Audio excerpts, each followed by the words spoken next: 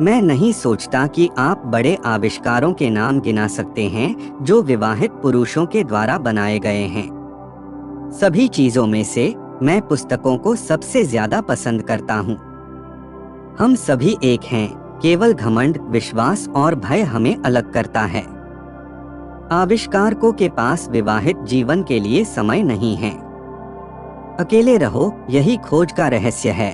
अकेले रहो, तभी विचारों का जन्म होता है।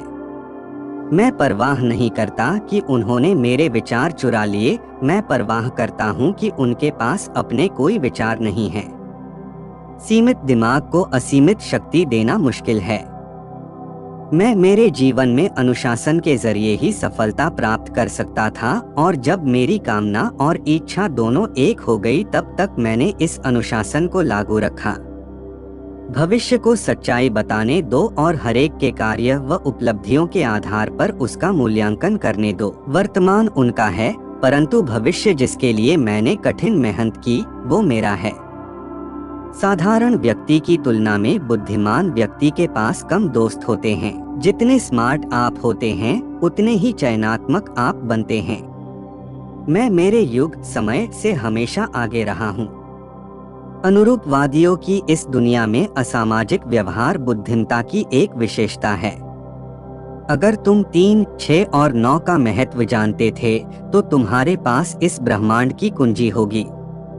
इस संसार की विचारधारा मुझे प्रभावित नहीं करती। मैंने मेरी जिंदगी में वास्तविक मूल्य को अपनाया है, और जब मैं मर जाऊंगा तब वह अनुसरण करेंगे।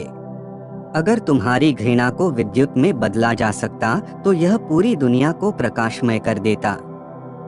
इस ब्रह्मांड में मेरा दिमाग केवल एक प्राप्त करता है। इस ब्रह्मांड में एक मूल है जिससे हम ज्ञान, शक्ति व प्रेरणा प्राप्त करते हैं। मैं जो भी करता हूँ उसमें इच्छा जो मुझे राह दिखाती है, यह वही इच्छा है जो प्रकृति की ताकत को मानवता की सेवा करने के लिए उपयोग में लाती है। आविष्कार इंसान के रचनात्मक दिमाग का सबसे महत्वपूर्ण उत्पाद है।